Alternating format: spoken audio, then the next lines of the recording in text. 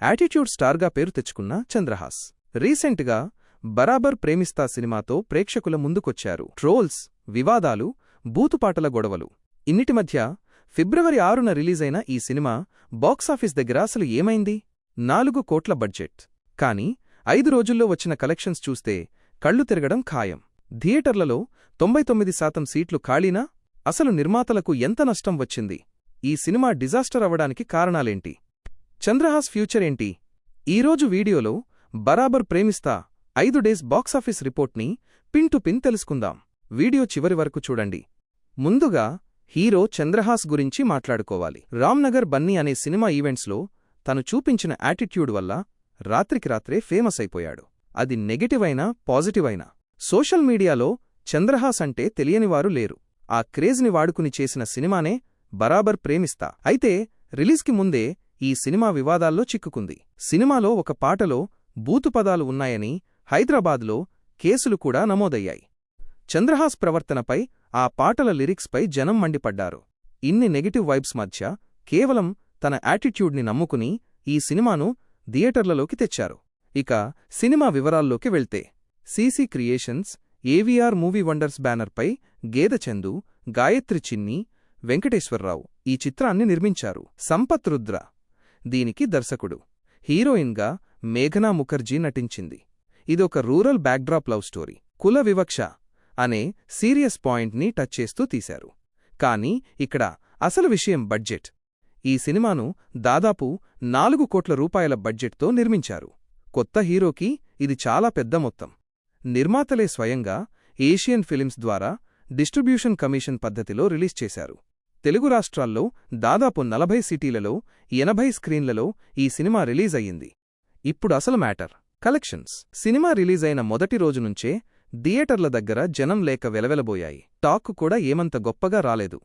Day 1 opening రోజే కేవలం 25 లక్షలు వసూలు చేసింది. సోషల్ మీడియాలో ఉన్న హైప్ థియేటర్ దగ్గర కనిపించలేదు. డే 2 రెండో రోజు కలెక్షన్స్ ఇంకా డ్రాప్ అయ్యాయి. కేవలం 20 లక్షలు మాత్రమే వచ్చాయి. డే 3 వీకెండ్ కాబట్టి కొంచెం పెరుగుతుందని ఆశించారు.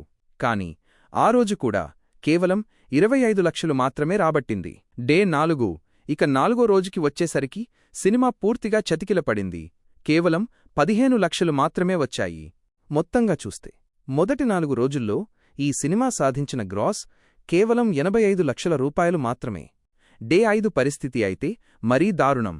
వర్కింగ్ డే కావడంతో చాలా థియేటర్లలో షోలు క్యాన్సిల్ అయ్యే పరిస్థితి వచ్చింది. అందిన సమాచారం ప్రకారం 5ో రోజు ఈ సినిమా కేవలం 8 లక్షల నుండి 12 లక్షల మధ్యలో షేర్ రాబట్టింది. దీంతో ఇప్పటివరకు 5 రోజులకు టోటల్ ఇండియా నెట్ కలెక్షన్స్ సుమారు 75 నుండి 80 లక్షలు మాత్రమే. వరల్డ్ వైడ్ గ్రాస్ చూసుకుంటే 90 లక్షలు దాటడం కూడా కష్టంగా మారింది. ట్రేడ్ వర్గాల సమాచారం ప్రకారం చాలా సెంటర్లలో ఆక్యుపెన్సీ 5% కంటే తక్కువగా ఉంది. కొన్ని చోట్లయితే ఒక్క టికెట్ కూడా తెగలేదట. అదే రోజు రిలీజైన యుఫోరియా లాంటి చిన్న సినిమాలు దీనికంటే బెటర్గా పర్ఫామ్ చేస్తున్నాయి. ఇప్పుడు లాభనష్టాల లెక్కలు చూద్దాం. బడ్జెట్ 4 కోట్లు. Break even target. సేఫ్ జోన్లోకి రావాలంటే కనీసం 2 కోట్ల నెట్, 4 కోట్ల గ్రాస్ వసూలు చెయ్యాలి. వచ్చింది ఎంత? కేవలం 90 లక్షల గ్రాస్ సుమారుగా. అంటే పెట్టిన పెట్టుబడిలో కనీసం 25% కూడా వెనక్కి రాలేదు. ఇది బాక్సాఫీస్ పరంగా భారీ డిజాస్టర్ కింద లెక్క. చంద్రహాస్ యాటిట్యూడ్ థియేటర్ల దగ్గర పనిచేయలేదని క్లియర్గా అర్థమవుతోంది. కేవలం ట్రోలింగ్ కోసం వీడియోలు చూసేవాళ్లు టికెట్ కొని సినిమా చూడరని మరోసారి ప్రూవ్ అయ్యింది. సో ఇది బరాబర్ ప్రేమిస్తా బాక్సాఫీస్ పరిస్థితి.